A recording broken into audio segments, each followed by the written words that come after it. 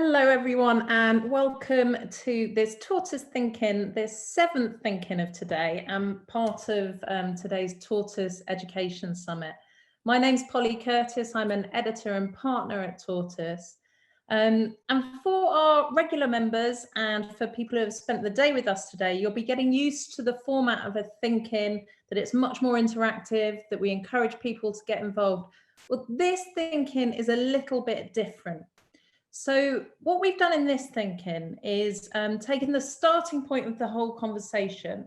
So over the course of today, we've been asking, is it time for a revolution in learning? And we've been breaking that down by different areas. And in this thinking, we're going to jump forward one step and we're going to ask people to present their vision for a revolutionized system of learning. What would it look like? What would it feel like? What would be in it? So kind of looking into the future, what would that system be like? We're going to open up that question to everyone in the room. We want to hear from as many of you as possible. But we've got 3 invited guests to start with who are going to speak and kick us off. We've got Marva Rowlands, who was a head teacher for 24 years and now works as a school improvement advisor. We've got Professor Yong Zhao, who's a distinguished professor in the School of Education at the University of Kansas. And we've got Clancy, who is a poet, writer, and probably most importantly for this conversation, a teacher. So we're going to come to them one by one, ask them to set out their vision for what a revolutionized system of learning would look like. And then we're going to invite everybody in this room to contribute their ideas of what a better system would look like. And to get involved in that part of the conversation, remember you can raise your hand by clicking on participants, and that shows the raise hand button, or you can leave your ideas in the chat and we can come to you that way. So thank you everyone for joining us for this. And I'm going to come first to Marva Rowlands, who, as I mentioned, was a head teacher for 24 years and works as a school improvement advisor. And specifically has recently been working in a local authority that has the lowest attainment levels of Black children in the country. And I was so pleased that it just so happens that the last session we had, we really dug into the issue of educational aspirations and expectations that schools have of children to succeed. So Marva, I would love to hear from you. What do you think a revolutionized system of learning would look like? Hi, good afternoon. Good afternoon, everyone. Good afternoon, Polly. I think, if I'm honest now, I think the revolution has started in the sense that when you look at race, the Black Lives Matter has triggered a lot of activity, and around me there are people just creating new ideas and putting their ideas out there. But for me, because I am going to focus on race and class, I want to put 7 points down and then very quickly touch on them, because I know I've got about 7 to 10 minutes. And so if we're looking at the revolution, after the revolution, when there's an element of peace, this is what I'm thinking, that we will finally have a very genuine commitment by the policymakers and, more importantly, the educators in the process of change, so that we can have an openness about what education truly means like for every child in our schools. That's the point 1. I want to see a situation where every student feels included and positively represented in the knowledge and the resources that we use in our school, because that's still a gap. And that can impact critically on the performance and the expectations of themselves, of our children. And then for schools to recognize the absolute importance of representation, but representation handled very sensitively and very positively. So we're talking about having a sense of pride and belonging, and that the new learning opportunities that we will have developed in this revolution energizes all students so that they're thriving and they're striving. And the educators being open to students' voices and students being confident to say how they feel and what they feel and have a worldview of education. what I have a beef about the word disadvantage, and I want to be clear that during this process, the term disadvantage sits within the social economic position of the children and not inside the children. When you tell people they're disadvantaged, they feel it and they behave like it. So it's about addressing the issues, housing, funding, etc., and freeing up the children to be children. And I hope that makes sense. That might be a bit convoluted. And for my community, that the data for Black pupils' attainments and their achievement, not just their attainment, reflects their capability and their talents. Because at the moment, not just in the borough that I'm working in, but generally since the 1960s, the 70s, the data for Black achievement has remained consistently low. And we've had multicultural education, which was then hijacked. Then we've had anti-racist education, which was then also hijacked. So lots of things have happened along the way, but the influences on the children's futures have had no impact. And also, what will come out of this revolution is the recognition that there are many powerful Black people, influential people around the world, and that bring that to the students and let them engage in that, and that they will be confident to do so. So I'm not going to do a list of that. It's not a list of activities, those are the points, but it's getting to the heart. So it's not what it looks like, it's also what it feels like, Polly. So what does it feel like to be a citizen in this school and in this country if you are Black? So, right, we're all shaped by our histories. I'm gonna keep an eye on the time. We're all shaped by our histories. Some of us understand more than others. So part of this process is to make sure that those who are informed enhance that information, and those who are not so informed are brought on board. And if you're having a revolution in education, the priority learners are the educators, the leaders and the teachers who have access to new learning. They have to have an understanding and an acceptance that things need to change before they can impart knowledge on their children or share it with their students. And to also understand how the constructs around race were developed to justify enslaving people, because it is that construct that has remained embedded in schools and in society. And I'm going to say, there's a clip on YouTube by Dr. Anita Phillips. It's called The Psychology of Cruelty. And what she does is demonstrate how the theory was put together to justify enslaving people from Africa.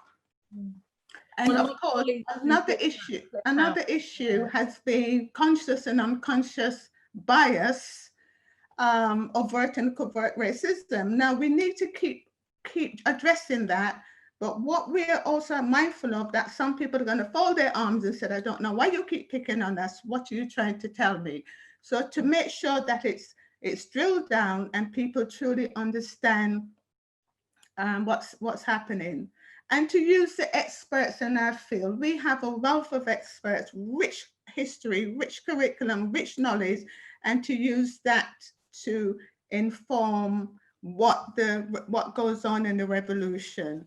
And that school leaders need to be broad enough to represent the children that they're teaching. And then not only those school leaders, but all school leaders they have the power and use their power and responsibility to scope this new curriculum. We're not trapped by the national curriculum. It's not true, so we can do that. And then what are we going to include to broaden the curriculum, to make it more rich, to make it more enhanced, and to be very clear that think about not only what we're including. I'll give you an example, and then you can tell me when I have a minute left. I'll give you an example. We have been using slavery in schools as a starting point for our children for quite a while now. And yet the reality, with Wilberforce being the person who rescued us initially, but there's no sense of the injustice and the fact that it came about because of the uprisings, etc., and the fights by the people who were enslaved.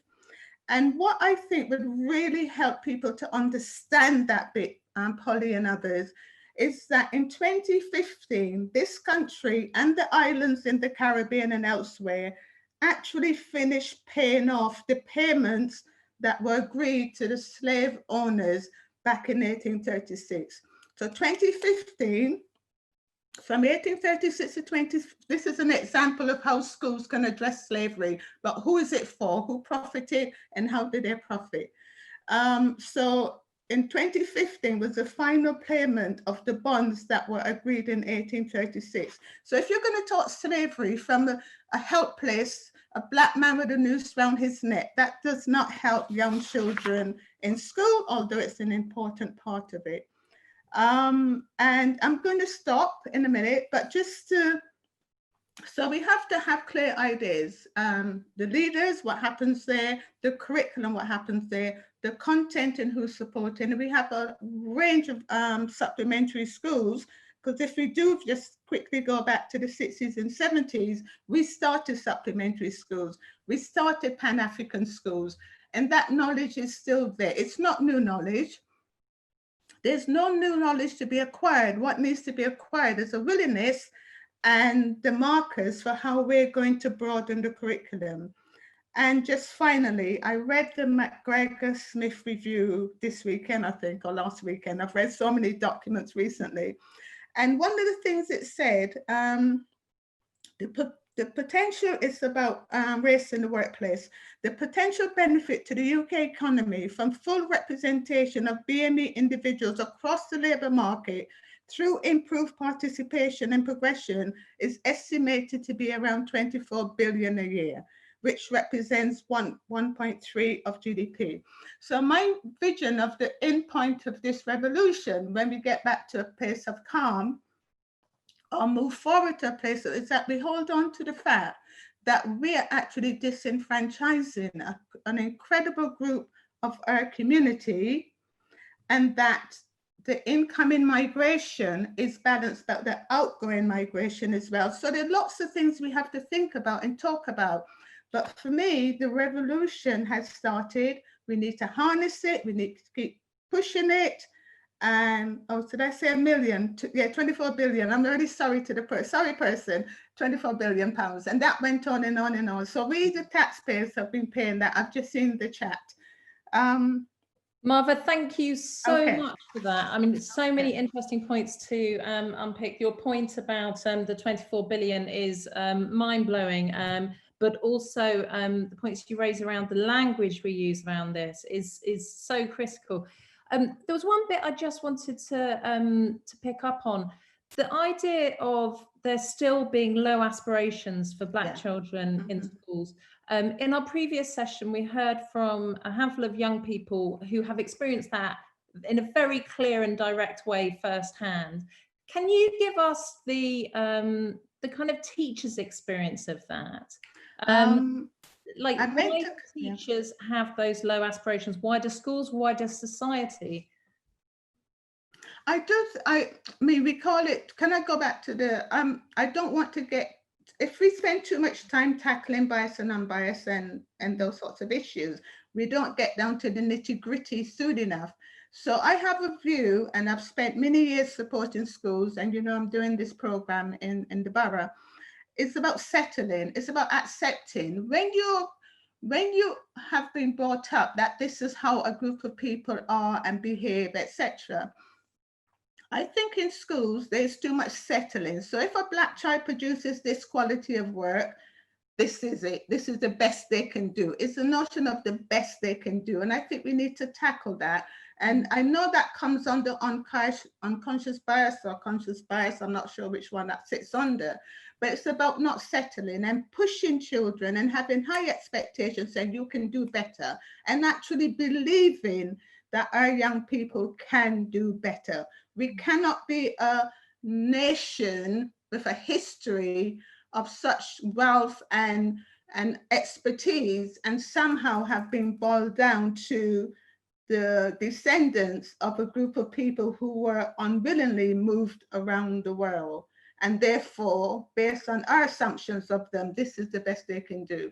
And I hope that's not too convoluted, but it's the settling, the accepting, that I think it's something we have to challenge. Barbara, thank you so much. Thank you for sharing your vision for a revolutionized system of learning. We're going to come next to Professor Yong Zhao, who's Foundation Distinguished Professor in the School of Education at the University of Kansas, has studied and written widely on issues about education, including the Chinese education system.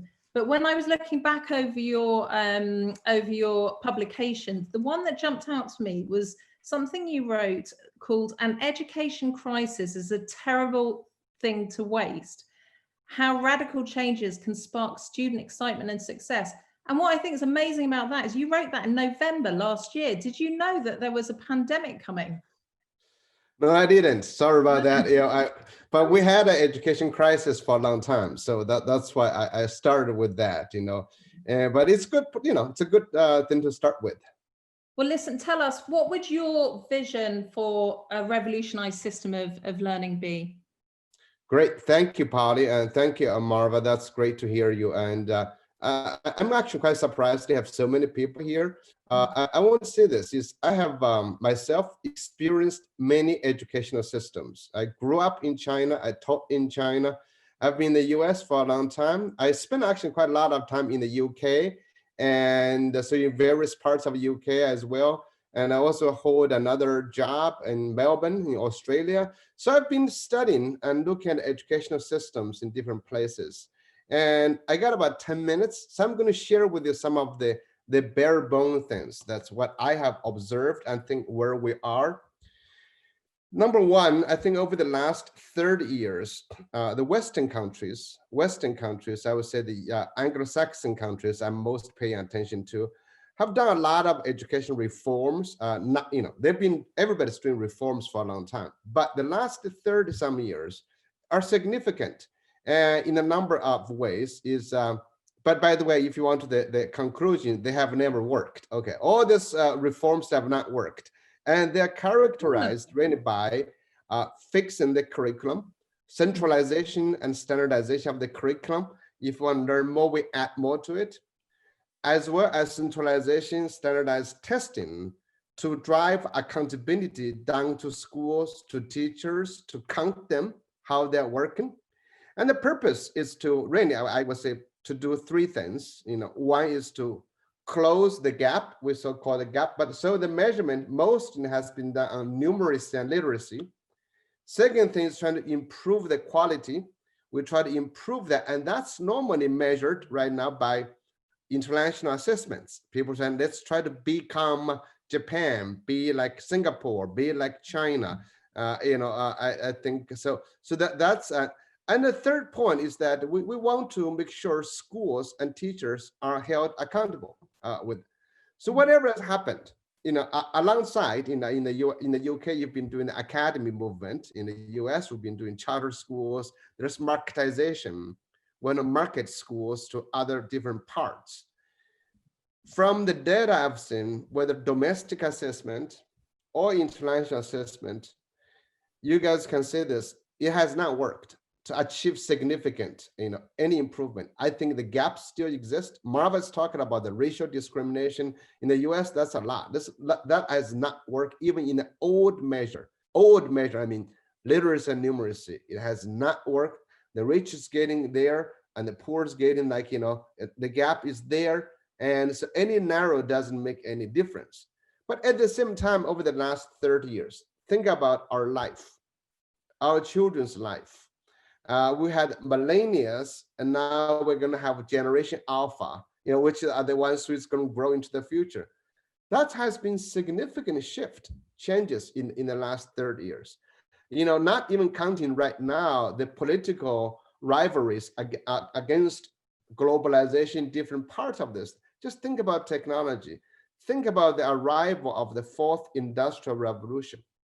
We've been arguing and asking for our students to be equipped with the different skills and knowledge.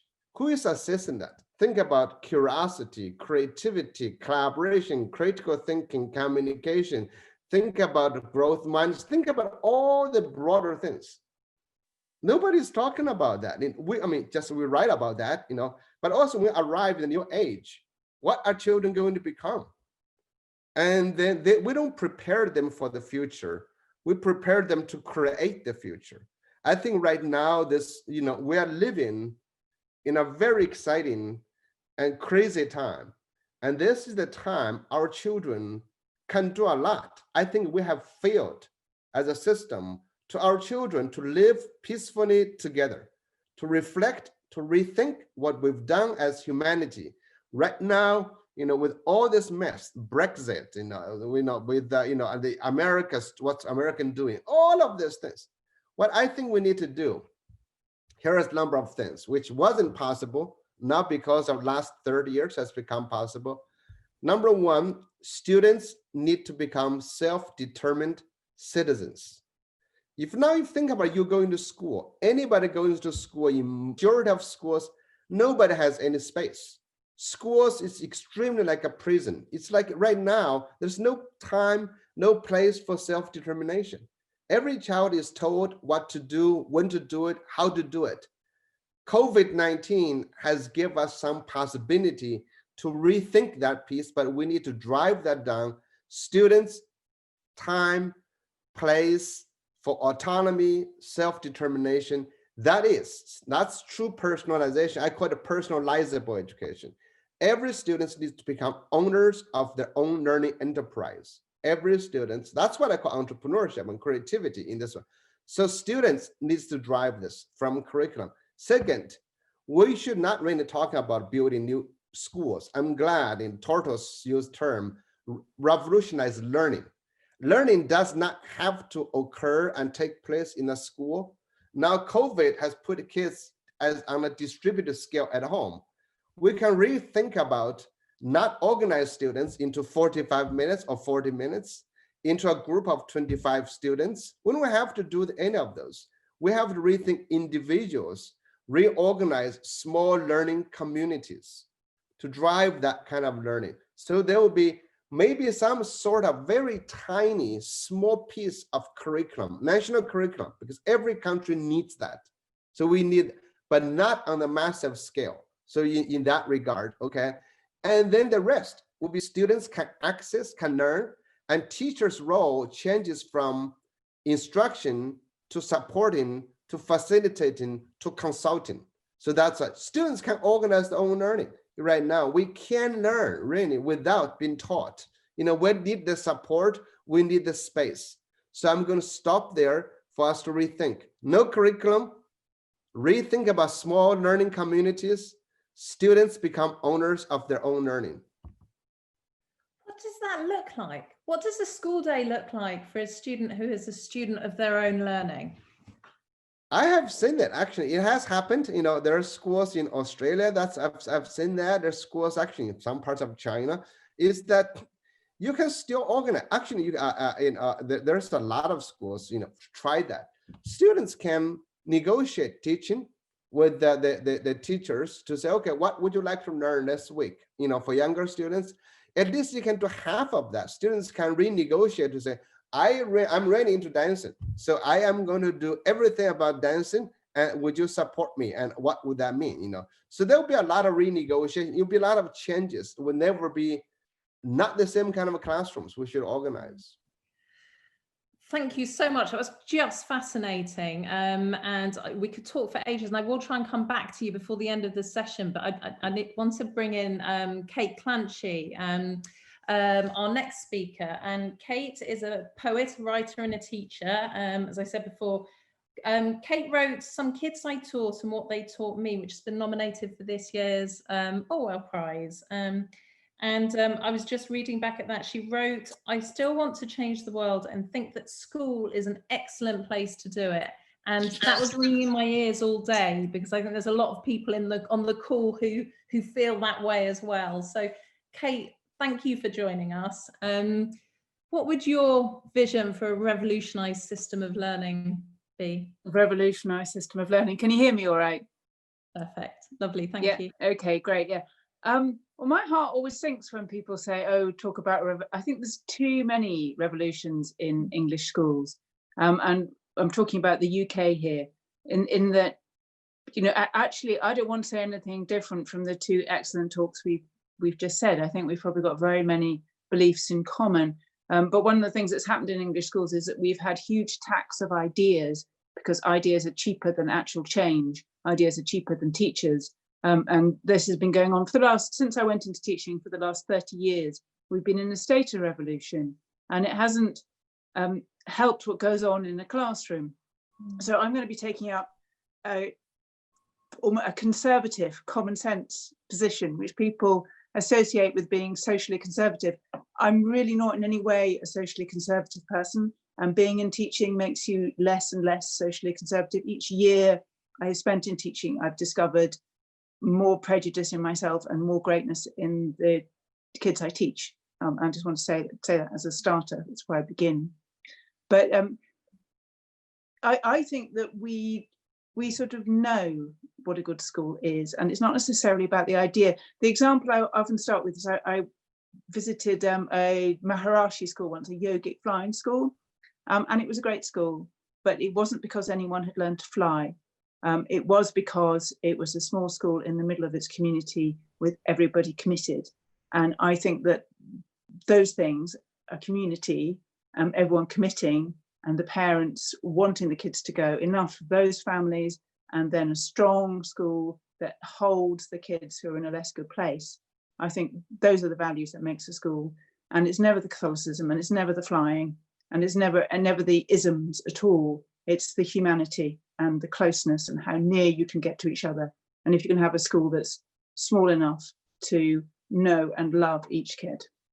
So if there's going to be a revolution, the first thing I would do is get rid of the academy trusts that operate. I mean, obviously they're very different, and some are much better than others, but they have the structure of a kleptocracy.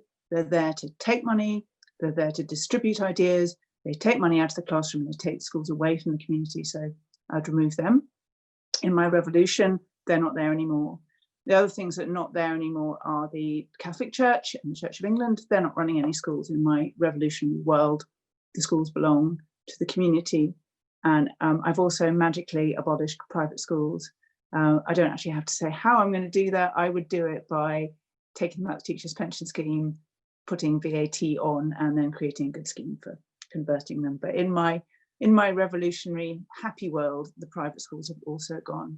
So the schools are run as they are in Finland, another place I've spent time, by the community, and everybody has to commit their child, because I think that's one thing that people shy away from. They say, what will the school do for my child? And they will say, I couldn't be expected to do anything that wouldn't advantage my child.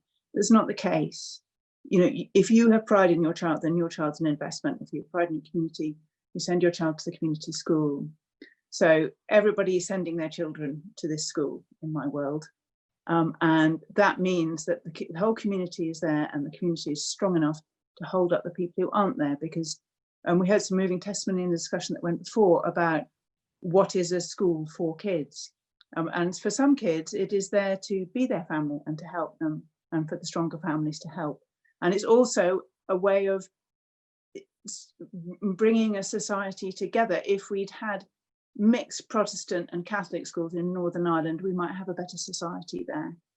There is nothing more beautiful, and I want to stand up for, I published a book of poetry about it, stand up for the poetry than a truly multicultural school, because kids who come together from different communities truly will respect each other if they're given a respectful space.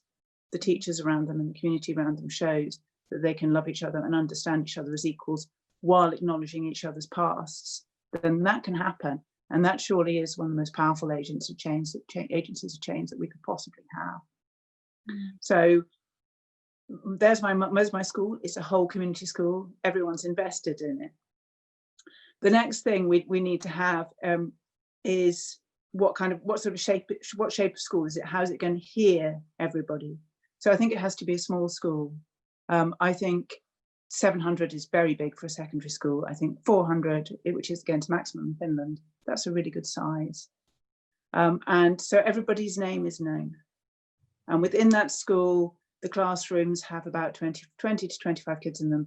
We know that's a really good number. The reason we know that's a really good number is that that's what the private schools have. So that's really good. And the teachers who are in that school, they're part of that community as well. And they think that teaching is a good job. And they think it's also that teaching is a job that they can see themselves staying in. Because at the moment, we're burning out and throwing away teachers. And we've been doing that for a long time. When I went into teaching, it was burn out and throw away. In the years of Labour, people were paid a bit more. And that made an amazing difference. Just a bit more. We should be paid 2/3 of a doctor, not 1/3 of a doctor. You know, less, about the same as a policeman, not less than a policeman. We should be paid enough in the south of England so that teachers can contemplate getting married, so that they can contemplate having a child without bankrupting themselves. And we're not there at the moment. So of course we burn out teachers. And then we have to take care of them in other ways by giving them career ladders that they can move through. So at the moment, you can't stay a music teacher. You can't just be a music teacher. You have to go up one ladder or the other. However good and committed you are at your job, you can't stay in it because there isn't enough. You can't live, you can't carry on like that.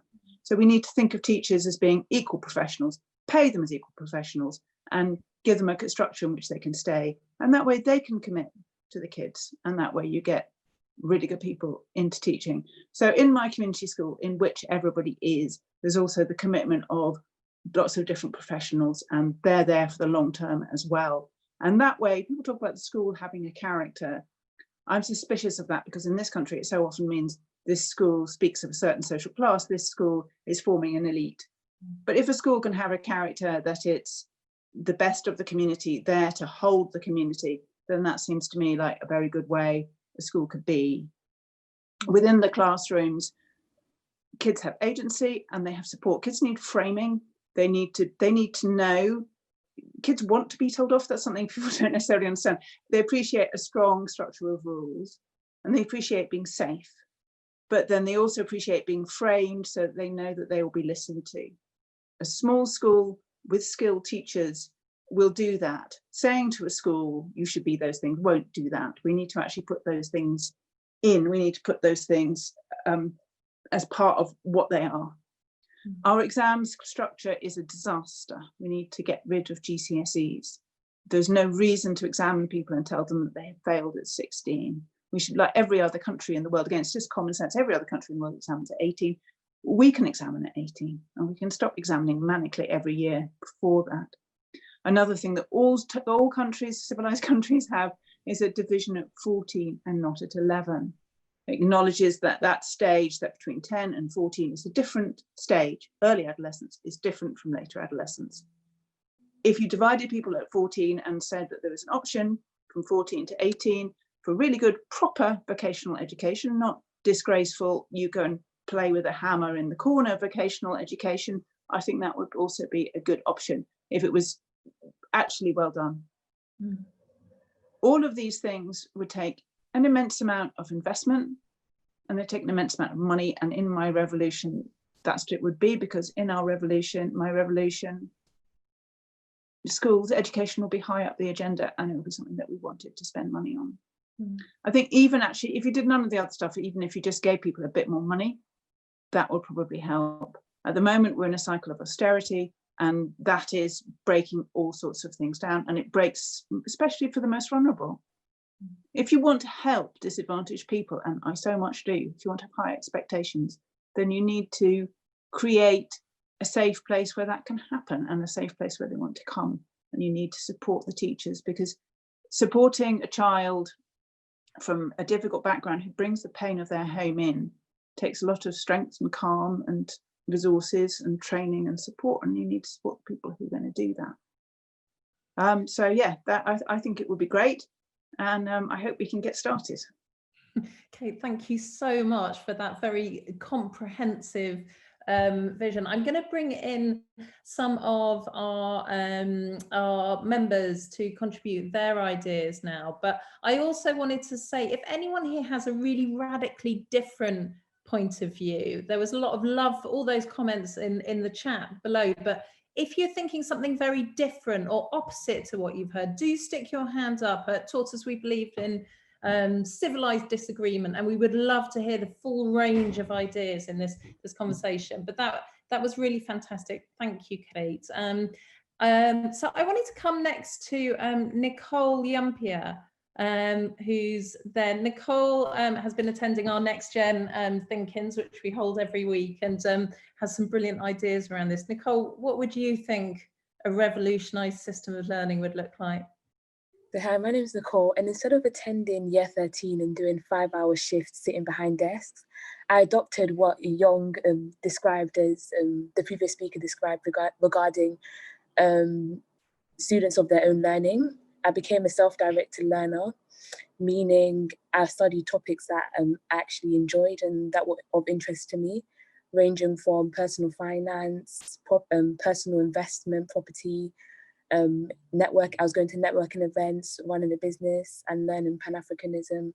And I'm currently doing coding with like progression of apprenticeship.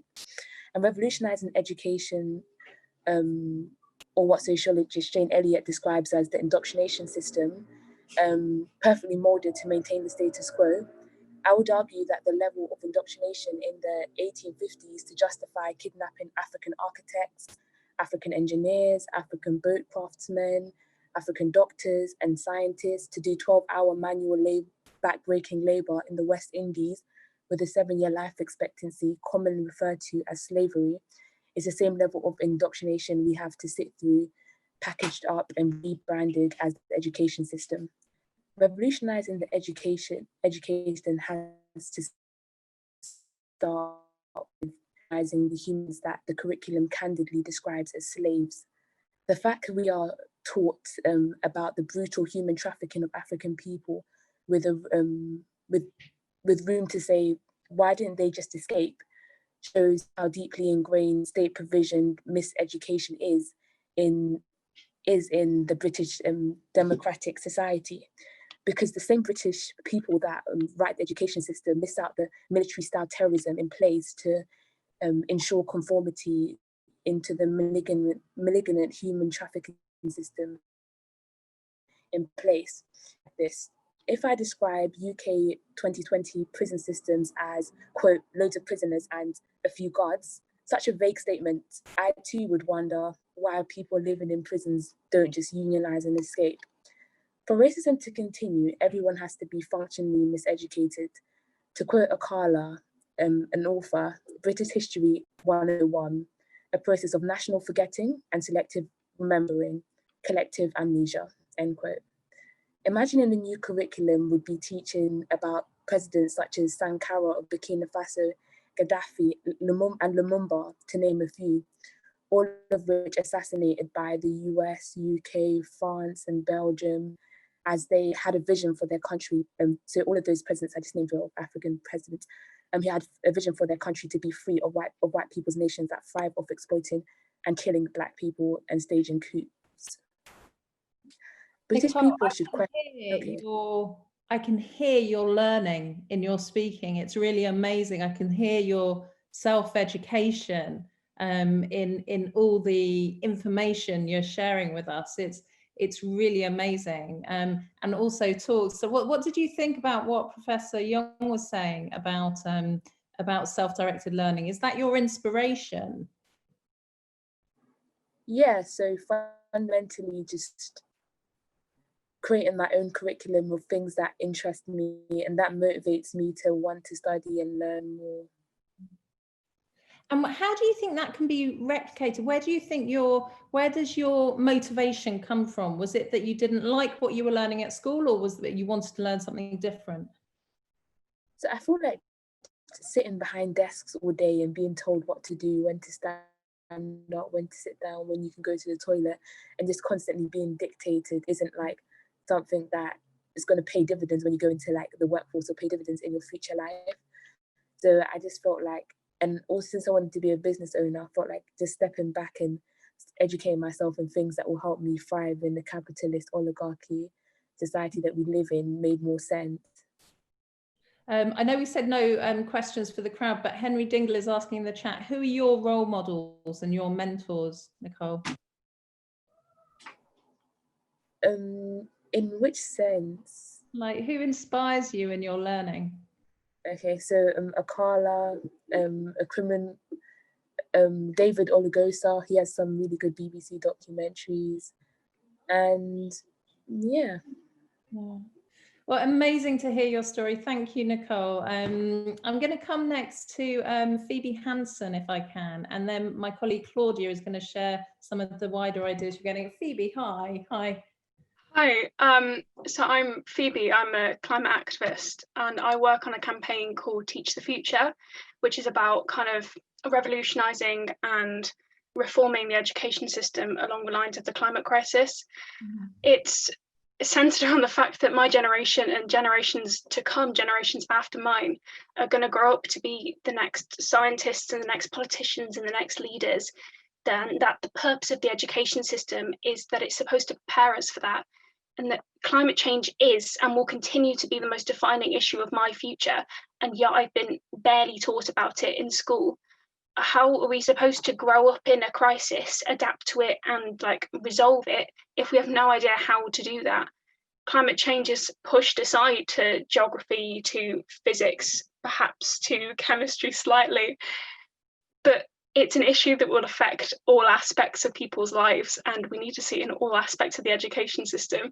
So the Teach the Future campaign, it wants to, well, we've got 6 asks to ask for a review into how the current education system is preparing us for the climate crisis, a government commissioned review. Secondly, that climate change becomes an essential part of teacher training, and that a new professional qualification is created around climate change. And for an English Climate Emergency Education Act, as well as a National Youth Voice Grant Fund and a National Climate Endowment Fund.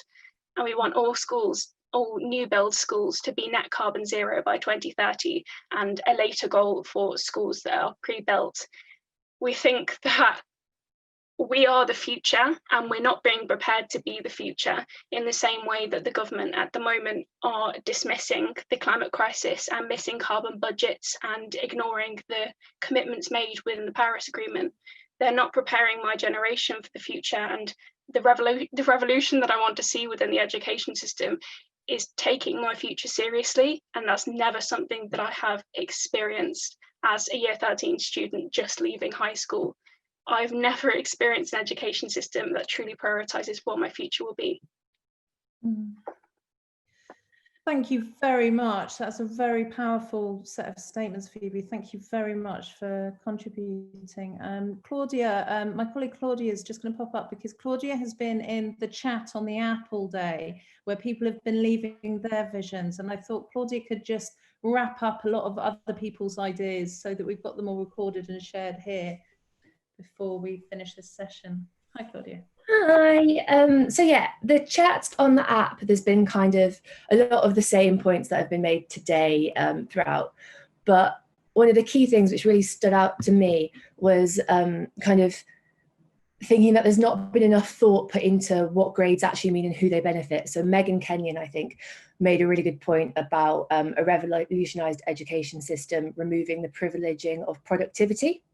So her education isn't a product. It's not something that should be produced. It's a continuous process, and one that carries on outside the classroom and needs to work in tandem with the world outside the classroom. A bit, I guess, like Phoebe's just been saying about climate crisis and this kind of thing. We can't deal with them separately. Aisha Yasmin Ali made a really lovely point, I think, that learning in a revolutionised education system would make us feel more capable to learn in general, not to just pass exams, which I really liked. And then also a couple of people making the point about physical development and how actually motor sensory integration in learning is so important. And I didn't know this, maybe other people did, but in the UK, we currently have no proper PE curriculum that supports children's physical development, nor any routine checks on sound or vision processing, which seems to me like a really important thing from very early ages, and bringing that into the learning. I think that was Charlotte Davies who made that point. So that's from the app. And then just to briefly summarize what was going on in the chat in the thinking, a point by Dan McKee about which kind of echoed points made throughout the day about labeling. Labeling is so important and damaging. Having taught in comprehensive and grammar contexts, the main difference between the two was the labeling of students. So the point about, you know, if you're told that you're not going to achieve, then you probably won't achieve. And we need to really deal with how schools use language. I liked Leslie made one point, which was Leslie Ann Godward. We need to stop trying to interpret the world for children, but to allow them to interpret it for us so we can step back and boost up their sense of belonging to this world that will one day be theirs. And also a lot of people talking about getting rid of setting, getting rid of streaming, how this kind of thing, I think there's a couple of different examples, maybe Finland, it's illegal apparently, and apparently they don't need it, it works. And this is the kind of thing that we could be doing to kind of change everything. Claudia, thank you so much. I thought that was the best way to bring in as many of those issues as possible into this conversation. It has been really fascinating. My head's exploding a bit because we've gone off in so many different directions in this session, and I probably need a bit of time to kind of digest it and think really where does that take our reporting at Tortoise, because that's what this is about. How do we take all these incredible ideas that the members, the experts here are bringing into our conversation and turn them into journalism that not only informs but has outcomes, that helps bring about change, that helps bring about an improvement in things as well. But the ideas here were brilliant. Marva's call that the revolution has already started was fascinating. The point around language and labels, and that point that has really kind of landed with me today around aspirations being so important to change and raise, and certainly something we need to do more on. There was a very interesting conversation around the Southwest and Bristol in the chat as well, which I think might be a good way to kind of capture that conversation.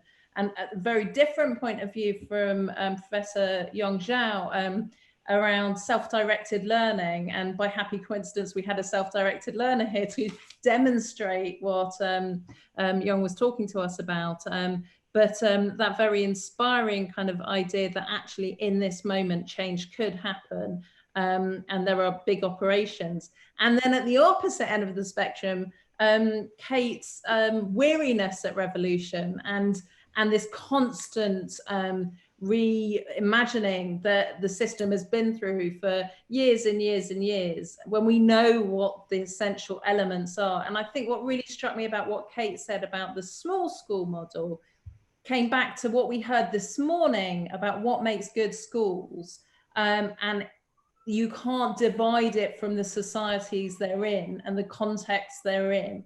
And something I will certainly be thinking about as the result of what Kate and others have said is are we asking schools to fix society, or will schools fix themselves when society changes? Which chicken and egg, which comes first? But certainly what is ringing in my ears and making me feel the urgency for change, if not revolution, Phoebe's words, we are the future, we're not being prepared for the future. I think that captures a lot of what we've talked about today. So I'm going to wrap up now. Thank you everyone for joining and contributing. Please stick around for the last and final session of the day, where we're delighted to have George the poet with us to discuss all the issues we've been talking about today. My colleague Mosley is getting ready for that session now. That will be at 4 o'clock on this same Zoom link. We'll go dark until then and we'll mute everyone, but we'll be back up at 4. If you are a Tortoise member, do go into the app and engage in that chat function we've got there. People are leaving some really brilliant resources and ideas there. And if there are people you want to make contact with, that's where to find them. If you're not a member, do join. We have a 30-day free trial and we would love for you to join. My colleague Zav is going to put the link in the chat now. And thanks again to all our speakers and to everyone who contributed. We'll see you at 4 o'clock. Thank you. Bye.